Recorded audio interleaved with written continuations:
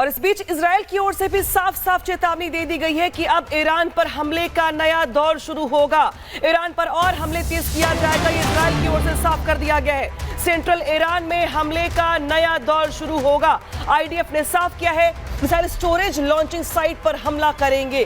तो इजराइल की ओर से भी ये साफ कर दिया गया है कि ईरान भले ही तेल अवीव को टारगेट करते हुए हमले कर रहा हो, लेकिन अब इजराइल की ओर से भी ईरान पर हमले का नया दौर शुरू होगा।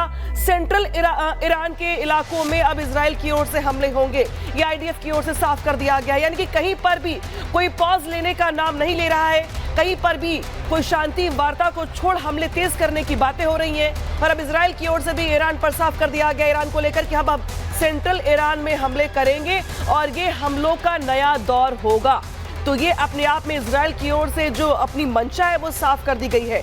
हालांकि ईरान की ओर से हमले में भी हाइफा, तेल अवीव समेत कई इलाकों को टारगेट लगातार किया जा रहा है। और इस बीच ईरान के इस्फहान में लगातार 10 धमाके हुए हैं, तो इजराइल भी मानने को तैयार नहीं। इजराइल भी लगातार हमले कर रहा है और खबर यह है कि ईरान में भी तबाही हुई है। ईरान के इस्फहान में लगातार 10 धमाके की खबर है। ईरान इजराइल युद्ध का आज 9वां दिन और आज भी दोनों तरफ से वार पलटवार का दौर जारी है। जो शहर वहां ईरान के इस्फहान है, वहां पर देखिए कैसे एक के बाद एक 10 धमाके होते हैं और उन 10 धमाकों की गूंज से वो शहर, इस्फहान शहर दहल जाता है। आवाज भी आप सुन सकते हैं। बमबारी लगातार इजराइल कर रहा है। ईरान के इस्फहान में लगातार 10 धमाके हुए हैं। इस्फहान ने बमबारी कर रहा है इजराइल, और जो मीडिया रिपोर्ट्स है उसके मुताबिक ये 10 धमाके लगातार हुए हैं। ईरान को भारी नुकसान, तेहरान में भी भारी नुकसान। 600 से भी ज्यादा लोगों की मौत का आंकड़ा अब तक आ चुका है और ये आंकड़े बढ़ते जा रहे हैं। लेकिन फिर भी ईरान भी मानने को तैयार नहीं। इस महायुद्ध में ईरान ने भी तेल अवीव या हाइफा को निशाना बनाया, तो इजराइल भी पलटवार कर रहा है। इस्फहान में बमबारी की है जहां 10 धमाके हुए हैं और इस हमले में ईरान को भी बड़ा नुकसान। आज 9वां दिन और हर एक दिन ऐसी तस्वीरें आ रही हैं तबाही की। तो ईरान और इजराइल के बीच जंग और भीषण होती चली जा रही है। उधर इजराइल ने भी हमले का नया दौर शुरू करने की बात कह दी है, तो वहीं ईरान की ओर से भी इजराइल के हाइफा, तेल अवीव समेत अलग अलग हिस्सों पर लगातार हमले किए जा रहे हैं। कुल मिलाकर के युद्ध अपने अगले पड़ाव पर पहुंच गया है, जहां पर दोनों ही देशों की ओर से हमले तेज कर दिए गए हैं। रिपोर्ट दिखाते हैं आपको इससे जुड़ी हुई।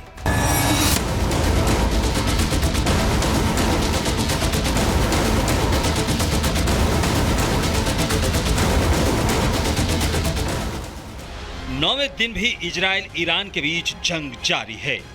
दोनों तरफ से हमले हो रहे हैं। एक दूसरे की मिसाइलों को इंटरसेप्ट किया जा रहा है। दोनों देश एक दूसरे को बर्बाद करने में लगे हैं और दुनिया तमाशबीन है। 9वें दिन भी इजराइल ने ईरान पर जोरदार हमला किया। करीब 50 फाइटर जेट के जरिए ईरान पर अटैक किया गया। वहीं ईरान इजराइल पर कहर ढा रहा है। ईरान वो तमाम मिसाइलें दाग रहा है जिससे इजराइल को ज्यादा से ज्यादा नुकसान हो सके। तेल अवीव में सायरन बज रहे हैं। यरूशलेम का भी यही हाल है। पिछले 2 दिन से ईरान इजराइल पर ताबड़तोड़ मिसाइलें दाग रहा है। ईरान की मिसाइलों से इजराइल की कई बिल्डिंग तबाह हो गई है। ईरान के निशाने पर हाइफा शहर रहा। हाइफा में ईरानी मिसाइलों ने हाहाकार मचा दिया।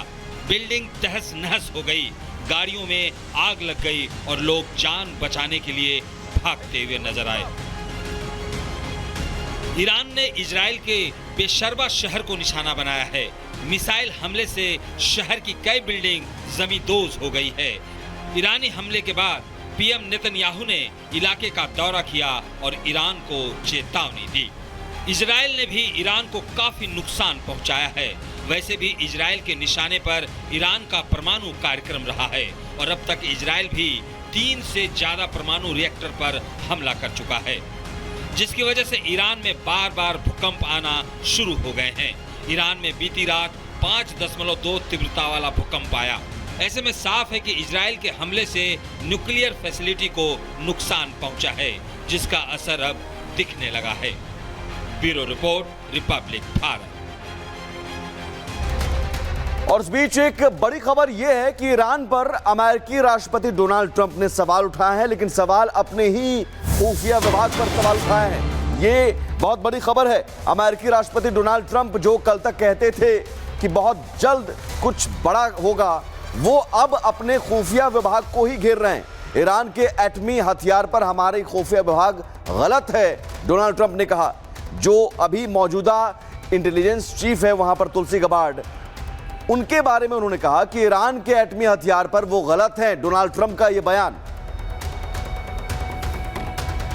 Well, then my intelligence community is wrong. Who in the intelligence community said that? Your Director of National Intelligence, Tulsi Gabbard.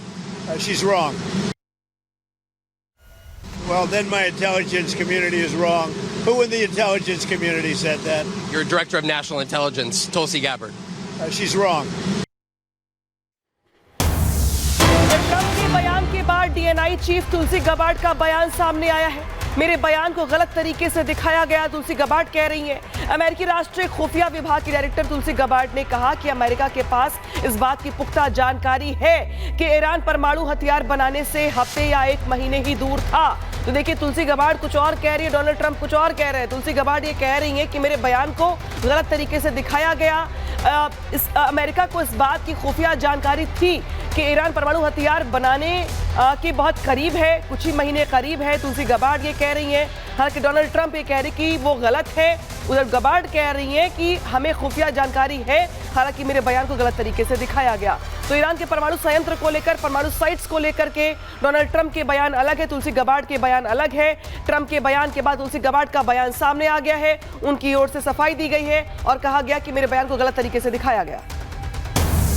और इस बीच एक और बड़ी खबर, अमेरिका से बातचीत को लेकर ईरान का बयान। अमेरिका पर विश्वास कैसे करें, ये बड़ा बयान है। बातचीत से पहले इजराइल हमला पहले बंद करे, तब बातचीत को लेकर कोई बात होगी।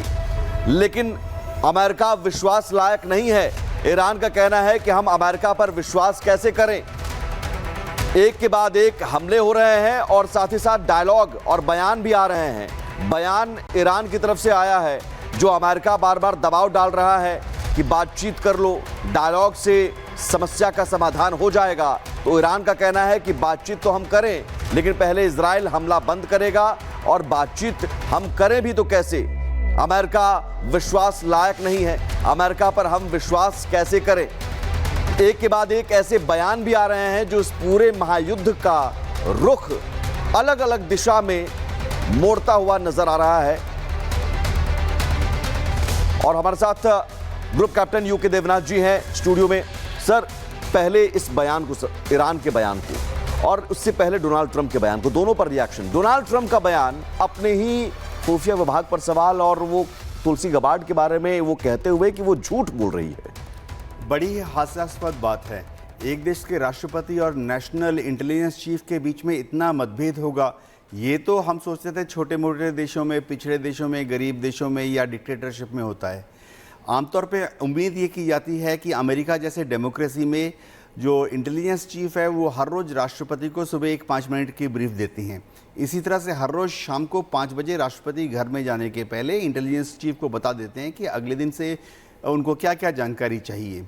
ये भी दिखाता है कि दुनिया के इतने बड़े प्रजातंत्र में जो एडमिनिस्ट्रेशन है उसको डोनाल्ड ट्रंप ने कितने हद तक गड़बड़ा दी है।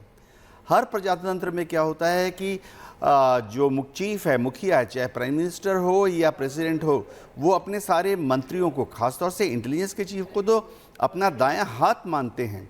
तो ऐसे में लगता है कि डोनाल्ड ट्रंप का जो व्यक्तित्व है, जिसमें कि वो हर व्यक्ति को समझने नहीं देते, बैकफुट पर डाल देते हैं, कन्फ्यूजन क्रिएट करते हैं, वो अमेरिका की खुफिया तंत्र को भी अफेक्ट कर रहा है।